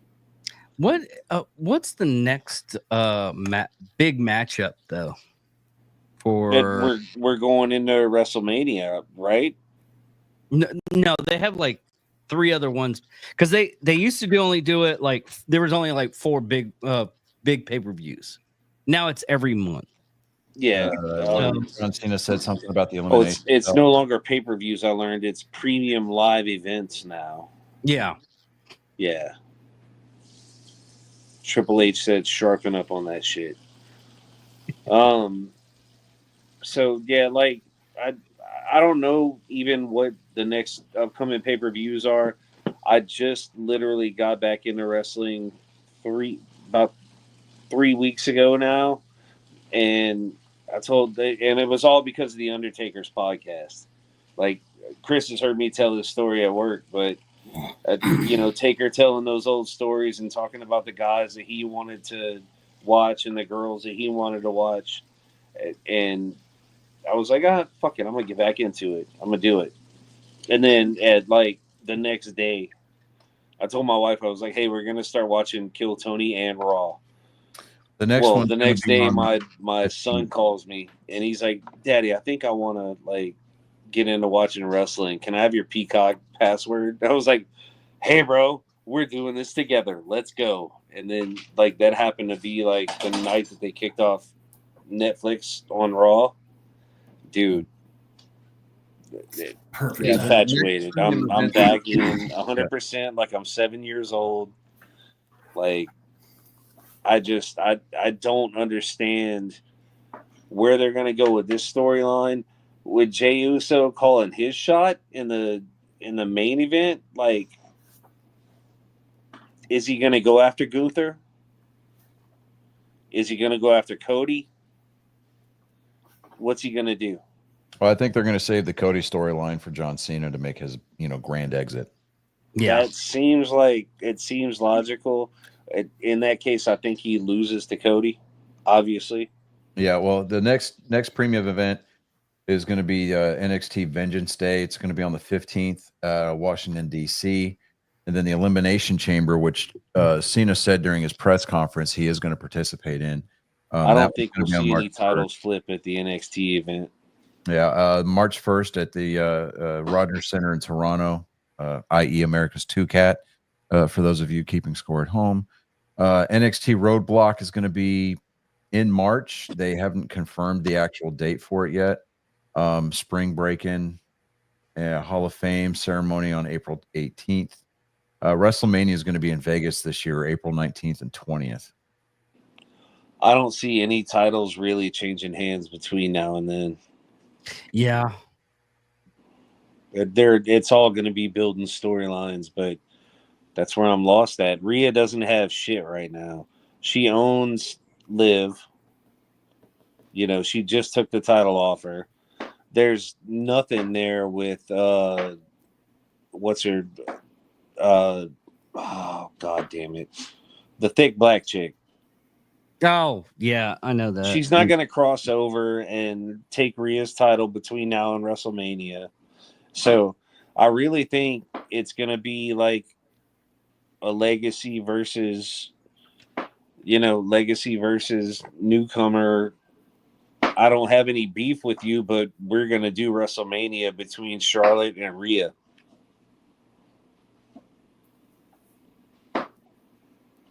What do you think? I don't know about that because they've flipped the script a couple of times, but very, very rarely do they do anything. WrestleMania is a different breed to the point where they usually keep everything on track until WrestleMania. Royal Rumble, you get like a little bit of storylines that you can pick up on during the actual match. That'll actually happen in WrestleMania, or just stuff throughout the couple of months that. The ladder match between Cody and Kevin Owens, that was I saw the playback on that. My god! Kevin Owens actually spent the night in the hospital. He didn't. Yeah. He didn't fly out with the rest of the show. You could even tell, like after Cody slammed him. Yeah, and, like he hit his little pose. He was like, Oh shit. Yeah, Yeah. I mean, he basically rolled himself up and started auto filleting himself, and I was just that didn't look good at all. Oh no, it was bad. He was in bad shape when they walked him out. Have you seen the angle of like from above in the crowd where he was walking out and they had to help him out? Yeah, Oh, yeah. Yeah, no, he was legit hurt. And I'm not saying he looked like he was drunk, but I know he was probably messed up really bad. He landed well, like the way he landed. Yeah, Like all of it was good. He It was landed across the shoulders and everything. Like he had his chin tucked. It like the way he wound up, it just sucked. what probably happened, because you see like a little bit of a bounce, and he might have just jarred his head a little bit. No, he probably just hit the back end of his head really good in that one in like a weird sweet spot, and they probably took him to the hospital to make sure he doesn't have a concussion. He was cut bad too. That was just color. I mean, like back in the day with the like Hell in the Cell match. I mean, everybody keeps going back to this one, but like Mankind and Undertaker, like you listen to Mick Foley give speeches, or you even read his autobiography about his career in wrestling, and he said that he invited his kids out to watch him wrestle one time, and it was the only time he ever did that because his kids thought that they just watched their dad die in the ring. You know, I mean, it's all choreographed. We get it, but those guys put their bodies through absolute hell. To say that they're not, I mean, I know that at the top of the segment, I gave it a bunch of shit. And in all transparency, I used to watch wrestling way back in the day, but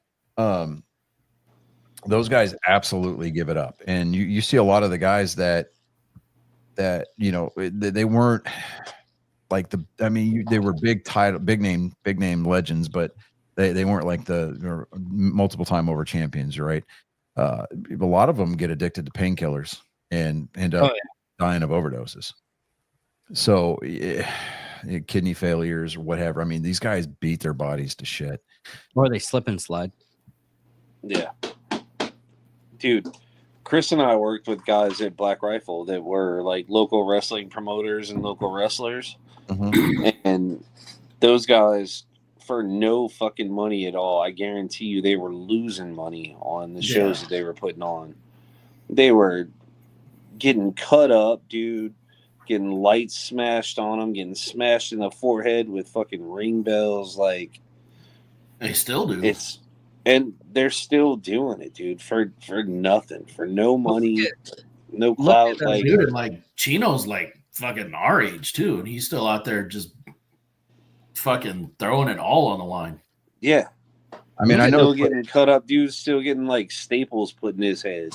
Yeah, I know staple gun like way over dramatized. But did you guys ever see the Iron Claw? You ever watch that? That was I actually thought it was a really good movie. Yeah, dude. But like, I also grew up in Irving, and like my dad and mom taking me to the Sportatorium, and actually watching the Von Erichs. Yeah, my dad loves the Von Erichs. Yeah, they finally got inducted. Vince McMahon, before he stepped down, he called them the greatest family in wrestling history. Finally, like they were all, the whole clan was inducted into the Hall of Fame. It's about time, dude. Yeah. Yeah, my brother-in-law and my wife's brother and his wife got married at a venue out here in San Antonio, and when it was like under contract, but like they already had it under contract for the wedding, but then it changed ownership, and so they couldn't rent out the cabins and all that bullshit or whatever. Well, come to find out, was it Kevin, the only one who survived? Yeah. Basically, it was his sons who are involved in local wrestling down here in San Antonio now. They bought that as an investment property, and that was where we ended up having the wedding at. It's, dude, a beautiful venue down here. But yeah, the Von Erich boys are still well alive in the wrestling business too. They're still doing local promotions, and they're trying to make a comeback. Isn't the I think the grandsons? Yeah, the grandsons, they're doing NXT, right? I think. Yeah, I think that's 'Cause that's the during the NXT Iron- ones. Yeah, because during the Iron Claw, the Kevin came onto the NXT and doing the Iron Claw on somebody, and for the promotion of Iron Claw movie. Yeah, no, dude, it's wild. Like to see any of them still around, and to actually watch all of them live as a kid in the Sportatorium. That was awesome. That's something I wouldn't mind. I wish I was totally into it during that time frame. That would have been awesome. Gonna go. I was really in the point because I think I only watched. I went to go to see a WWE match when I was in Abilene when I was in the service, and I got to see Stone Cold, Undertaker, God, one of the Acolytes, and Trish Stratus, and a bunch of other room. What broke me off of not wanting to watch wrestling that much anymore was I was sitting right behind the curtain. I could see them behind the curtain, just messing around and everything. I was like, oh, Santa Claus isn't real. I saw the wizard behind the curtain. I did. They're like high-fiving each other. I mean, it was You ruined the illusion, man. David's world. He's like, my entire life is a lie. Dude, talking about Trish Stratus. Oh, she was in the Rumble. Yeah. Oh my God. The pink cowboy hat and everything, like just like the good old days. Yeah. He was, she actually had a 25. I think she had a really good showing. Yeah. I don't know if she's going to be able to mount too much because she's pretty little long in the tooth, if you He was will. eliminated by Nia Jax, right? Mhm. Yeah. beautiful. It's just I don't think she can wrestle as good as she used to. So No, I don't think that was just like a one-off. Like she's not gonna come back into the fold or anything. now, what's your thinking on if one of the NXT people wins the Rumble one of these years? Give him the shot. I mean, obviously it's scripted, so they got faith in the kid. Yeah, You know, like the Speed Show. they think that kid will be able to pull through whether he goes over or not.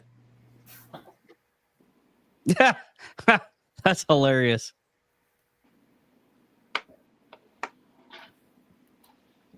But I was looking at my other screen. What'd you show, Colin? He was showing the Speed Show in traction. Oh. Damn.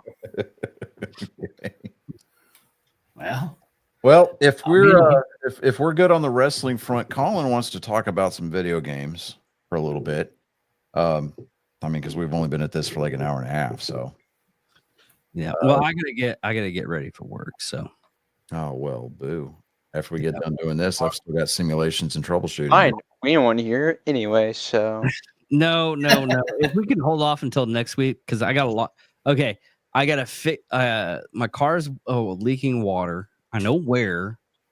I was stressed out all yesterday once I found out when I saw a big water puddle, and I actually want to hear more about video game stuff, and I wanted to talk to you about it on a Wednesday and stuff like that for an extra showing.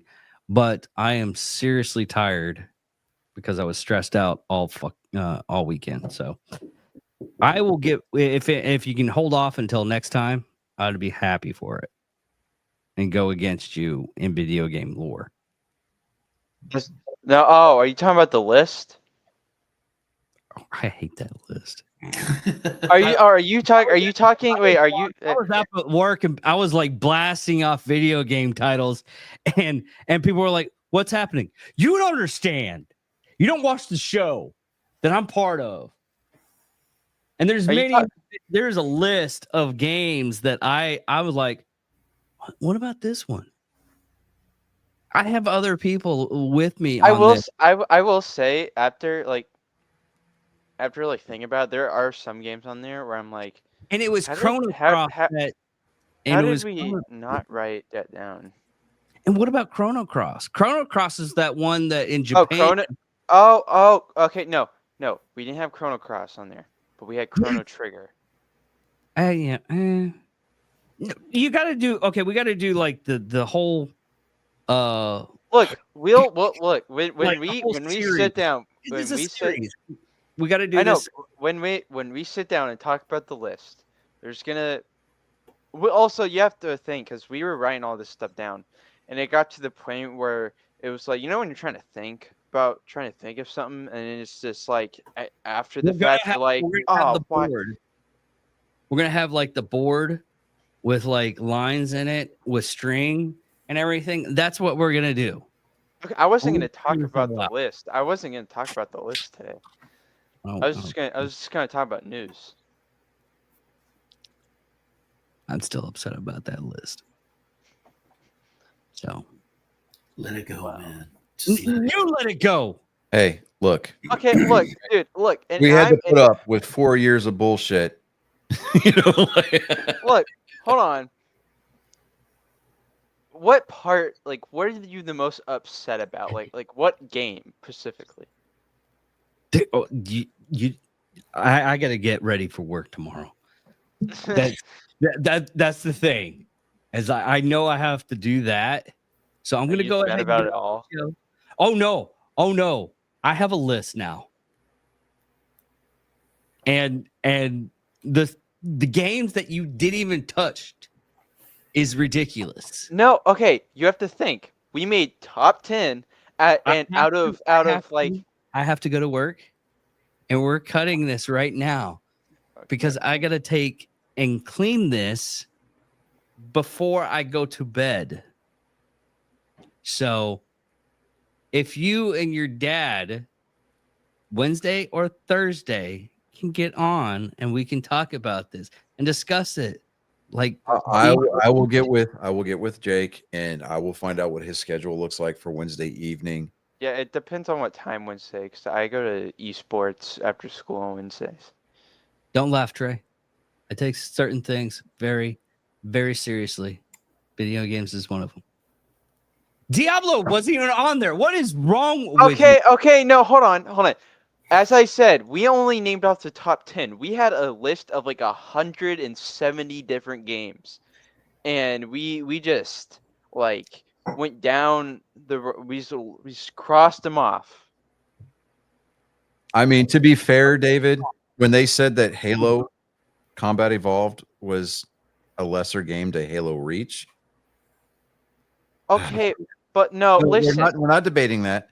I understand where you're coming from, David. I gotta go. I understand where you're coming from. Love you guys. But it was their list. Yeah, man. Later, guy. No, yeah, we stated that it was our personal thing. So yeah. Yeah. See, that's the disclaimer right there. Well, and look, here's Still takes it very, very personally. okay. Here's why we had Reach over Evolve, dude. The multiplayer in Reach is still pretty good. It's still phenomenal, but also the campaign for Reach. I mean, come on, Okay. I mean, once you explained to me that you were looking for certain for certain criteria, I was like, all right, y'all do you.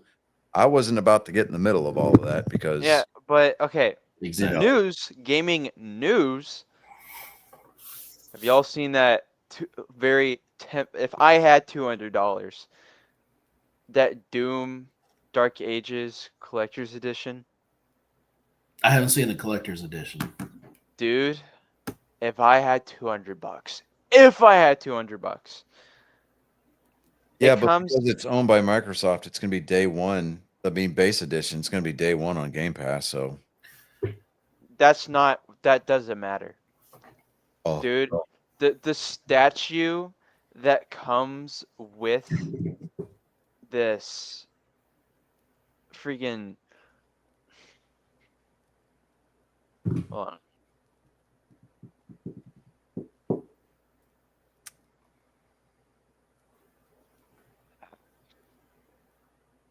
I mean, I can't get onto them too much because I used to have the Master Chief helmet from the Legendary Edition of Halo 3, and I had the Reach statue from that Legendary Edition too. So I remember those.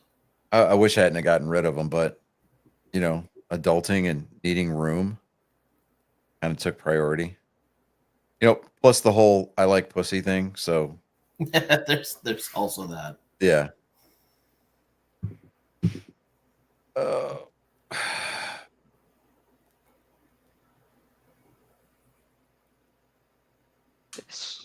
The statue is so cool.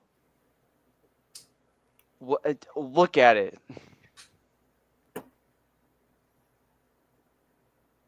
Okay, I'm. Did you send it to me? Oh no, I tried presenting. Did it not work? No. No, it didn't. Ah. Hold on, let me see if I can get you all squared away here.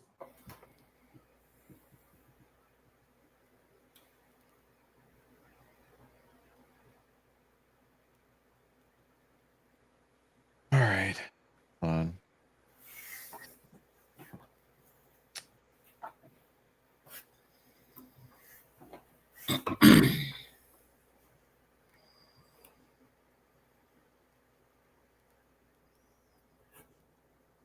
Okay. All right. Yeah. All right. Hold on just a second here. Let me do this.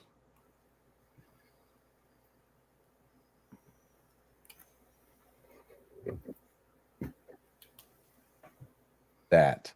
Okay. Dude. Oh, if I had Okay. 200 bucks. That does look pretty cool. If I had 200 bucks. I don't think it's worth $200, but that's pretty. Well, cool. because it comes with other stuff, like that.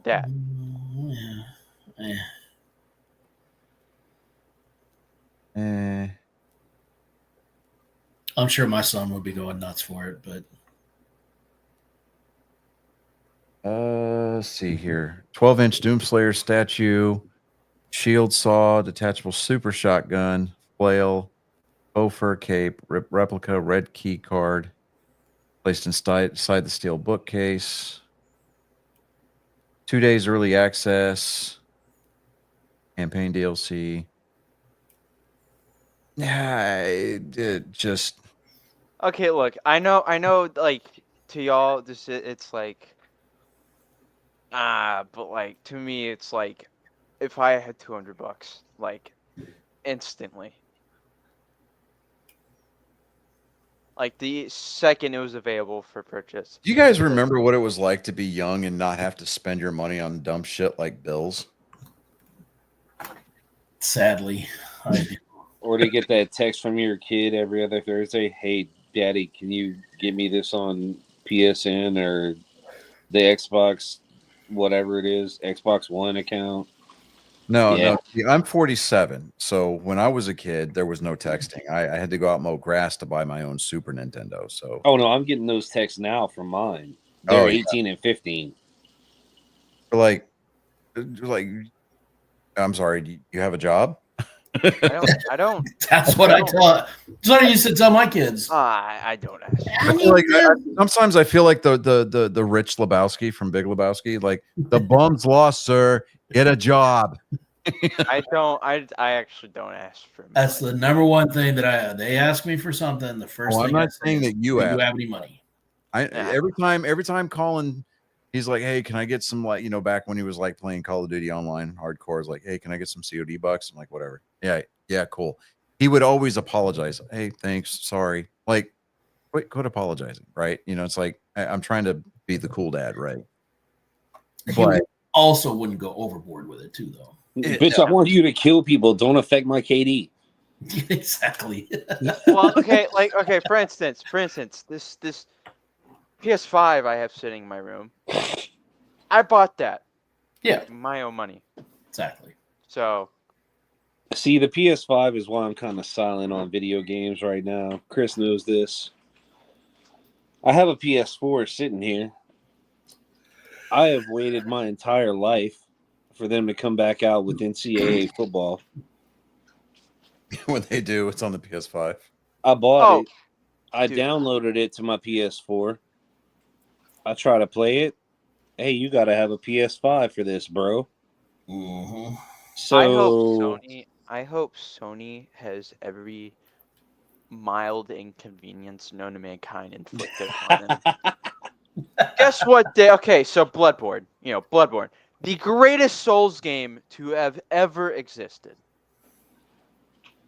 runs at 30 FPS on a PS5.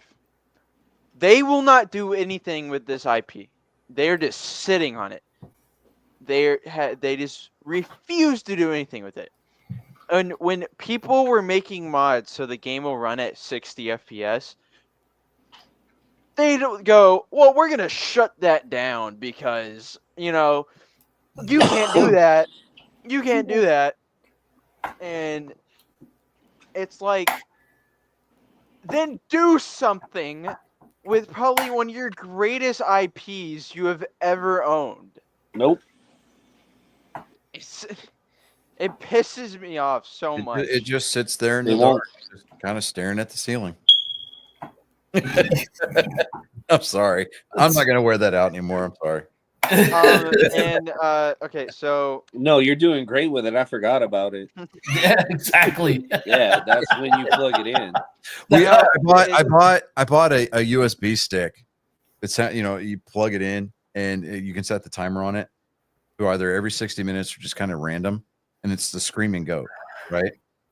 And I hid this in the house, and my kids here are like, they were like, what was that?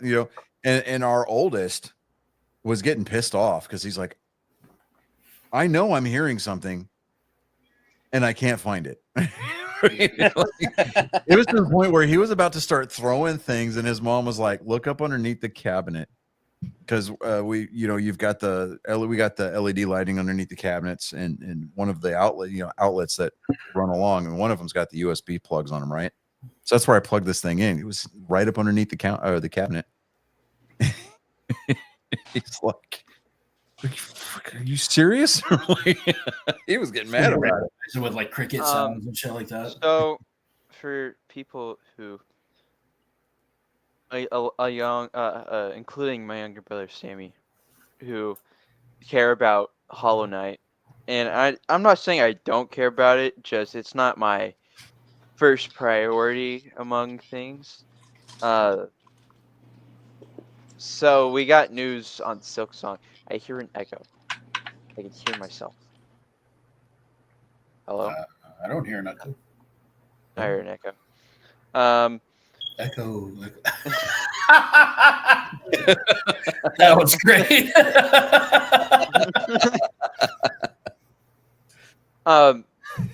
It got announced that it will be on day one Game Pass and it's because they got announced like they said that they were gonna make a thing for it like 4 years ago, and they don't talk much about it, and so people are but they said that it was just gonna be on day one Game Pass. So I was on Reddit the other day, and I found this subreddit called Shitty Game Posting. This dude, he was in Star Citizen, right? And he's like, I actually saw another player open a wormhole and jump. And everybody's like, fuck out of here. We're tired of hearing about Star Citizen. This game's been under development for the last 15 fucking years, and now we're told it's going to be another 10 before we see it. Like they have the Kickstarter for Star Citizen has made like over, I think it's something to like $23 million, and they have not put out anything. Yeah, it's all. like permanently in early access. Oh, they're I heard they're shutting down Multiverses again for Yeah. the second time. I didn't Like- know it the first time, so yeah, okay, cool. Okay, no, the beta for it, I enjoyed. I liked things. Somehow they made the actual game worse, in my opinion. Like, compared to the beta, the actual game was worse. Here's my thing. It's funny listening to like the hardcore people talk about games like Smash and any updates that are rumored to be out there. Oh well, their skill set would probably be similar to their skill set, and I'm like, you guys realize that you're never gonna get laid. like, I mean, come on. But so on the 6th of this month, they're doing another beta for Monster Hunter Wilds, which for the time being is probably the game I'm most excited for. Like I'm ready for this game. It comes out on the 28th. Hell, I'm just excited because I ordered a bunch of more stuff for my soldering kit. I got one of those desoldering air guns, and then some R7 thermal paste. I got what else did I get? I got some of the liquid flux that's got the solder particles in it, right? So you can tin things up really, really nice and easy. I've got a switch light that's sitting on my model build desk upstairs that's currently in pieces because our 9-year-old decided that he was going to jam the USB cable into the charging port and he broke it. Oh no. He has since gotten a full-size switch whenever my sister-in-law upgraded hers to the OLED. So I'm like, you know what? I traded in my OLED, an Xbox, and my PS4 to get my PS5. And I'm like, all right, now I'm out of Switch. I kind of want to play Mario for some ungodly reason. So I went, I ordered some replacement USB charging ports. I get all that shit in tomorrow, hopefully, provided UPS doesn't shit the bed. And then I bought a brand new like atomic purple shell for the Switch Lite. So I'm going to swap the whole thing out. Nice. Yeah. Fresh thermal paste on it. It's going to be beautiful. It's going to be great. I'm fixing it up. It's going to be beautiful. People are going to be talking about it for years. It's going to be wonderful. It's going to be wonderful. It'll be the most beautiful thing you've ever seen. That right there, that guy, absolutely. There could be nothing like it. Yeah, You've never seen anything like it in your life. I have been I've been working on that all day. I am going to get a good Trump impression down before he leaves office. I promise. Shane Gillis said you got to start with the hands. You got to get the hand. Once you can get the hand movement right, then you can get the cadence with the hands. Speaking of hands, today the FedEx driver dropped off a big box for my sister-in-law because she ordered this like gliding recliner thing because she's expecting, and so the FedEx guy, because FedEx, they have to take pictures now and upload them so that way people can see that it's delivered. Blah blah blah. Yeah. So he steps back, like I help him get it off the truck because this thing's heavy. So I'm standing in the doorway behind this box, and he's like, "Hey, I need to get a picture of this real quick." So he steps back and he pulls his like scan device out, and he's trying to line the camera up, and I hit him with this. Nice. He looks at me and he was like, "Man," I was like, "Have a good day." Close the phone. Great. I was like, "Yes." Got him. But yeah, dude, they delivered, like, UPS been acting a fool around where I'm at. They delivered my little autographed Butterbean wrestling buddy. yeah, I'm in queue. They delivered it to you. I don't like it. Okay. That package is stolen. Somebody stole my TRT replacement. Like, package. It's crazy, dude. Yeah, well, see, I ordered everything. There was a package of like 5 different things on Amazon. It was the soldering paste. It was some more soldering wire. It was the heat gun. It was there was a couple other things. It was the shell for replacement shell for the switch light. I ordered all of that on Amazon on the 27th with 2-day shipping on Prime, right? I was supposed to have it on the 29th. I get a notification from Amazon. Well, now you can expect it on February 1st. And I'm like, all right, fine. The next day, I wake up, I'm checking just to kind of see where it's at. It hadn't even left San Francisco yet. And then I get this notification, you can expect it by February 6th. So I call Amazon and I am hot, dude. I'm like, I'm paying for Prime. You know, I went chat on them, right? And so I'm sitting there, I'm like trying to fix my hair, trying to get the comb over, you know, trying to get it to pull forward. 2-day shipping. 2-day shipping. We asked for 2-day shipping. You made a promise and you couldn't keep it. Yeah. I mean, a week is a long time. It's vast. $99 a year for this I pay. Try what am I paying $99 a year for if I can't I can do this. It's a wonderful thing. I got to get the voice, so it's all good. Don't worry about it. You get it eventually. See, look at that, my kid right there. Yeah, there you go. I mean, me, like I can do Christopher Walken. Dude, that was a great intro. So, I didn't know if anybody else caught it, but I absolutely caught it. And I was like, hell the intro to the intro to Colin's segment, I used to do. I did that one in my Christopher Walken voice. Yeah, we had that for a long time. And yeah, that was the 150. That was great. 150 episode, or no? Was it the 150? Yeah, it was the 150. Something like that. Yeah. Yeah. Yeah, we had that for a while. Yeah, it's somewhere in here. Anyways, because when their mom and I were still married, and I would read him and his brother bedtime stories, like Give a Mouse a Cookie, I would always read Give a Mouse a Cookie in the voice of Christopher Walken. And I'm like, when you give a mouse a cookie, he's gonna get greedy. Oh my, he's gonna ask for milk. Terrible. I mean, lactose intolerance, and it's tragic. But he's gonna want to look in a mirror, so vain, at his milk mustache, and like, dude, that's good. His brother would be like, again, which part? The mustache. I'm like, his milk mustache. Mustache. That's good shit. I see over there. You knew what I had to go through to bring you this cookie.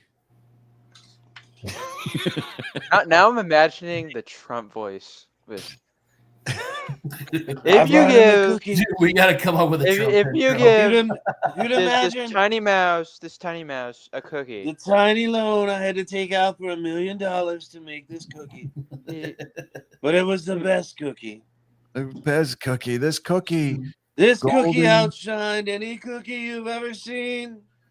And then guess what? If somebody tried to bring in another cookie that looked as good, I would say nope. You need a 25% tariff. This cookie was not baked with diversity in mind at all. And then he had the audacity to ask for the world's best glass of milk. We used white chocolate chips along with beautiful regular chocolate chips. It made the most beautiful cookie. The most beautiful cookie that's ever been made. Oh, that is great. I'm gonna have to work on that because now I do. I feel left out. I'm not gonna lie. I'm kind of jealous. I'm hating on it. Damn it. There's nothing wrong with white chocolate, but you gotta have some of that regular chocolate too. Beautiful, beautiful chocolate. Damn it. Stays on today. Yeah, Stays that's on gonna be stuck in my head like for the next week. Beautiful, beautiful chocolate. We got Tazon Day. Chocolate rain. I believe that there's beautiful chocolate on both sides.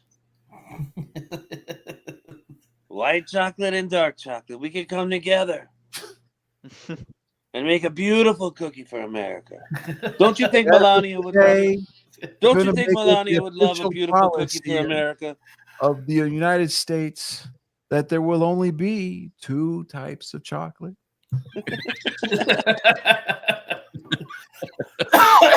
We got to get somebody with an RFK impression. That one would be hard. Yeah, at the that one, yeah. I don't really know what's so hard about it. You just got to wiggle your throat a little bit. Condition that's brought on, that's not natural for him. I mean, it's spasmodic dysphoria or something like that. Yeah, He caught it from some like vaccination he took or something, and that's why he hates all vaccines now. That's what I heard, but I got that from Elon.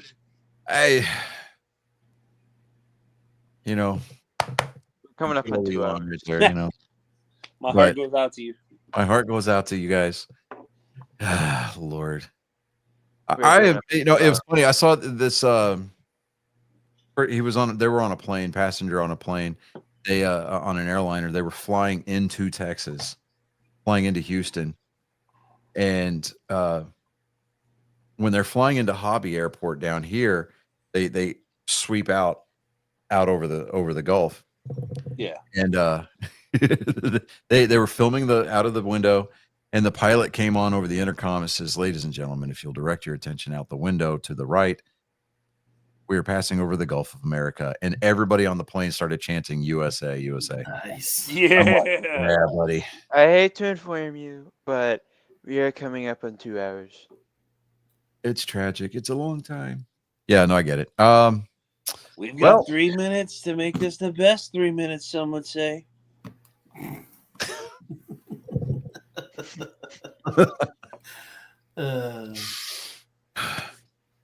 Try to say that with a straight face like David Hogue. He was there. It was tragic. Beautifully tragic. You know who doesn't have a straight face? Don Lemon. Nice. Neither does Hillary. Or RuPaul. Some would say those are the same person. Less makeup. I don't know. Damn it. Oh man. Oh, this show has gone off the rails. Okay, ladies. I'm getting a wig for next week. Nice. Do it. You got to get the tie, the coat. You got to do the whole thing. I've got that shit. That was my divorce outfit. Nice. Yeah. Nice. Flag lapel, lapel on the flag, all of it. Every of it. Awesome. Nice. Oh, that's beautiful right there. All right. Well, without much further ado, and without the coaxing of an executive order, ladies and gentlemen, boys, girls, angry faithful of all ages, we ask that you keep your head on a swivel, stay frosty, have situational awareness. This is your unofficial and underqualified safety briefing for the week. Don't drive and drink. Don't drink and drive. Don't add to the population.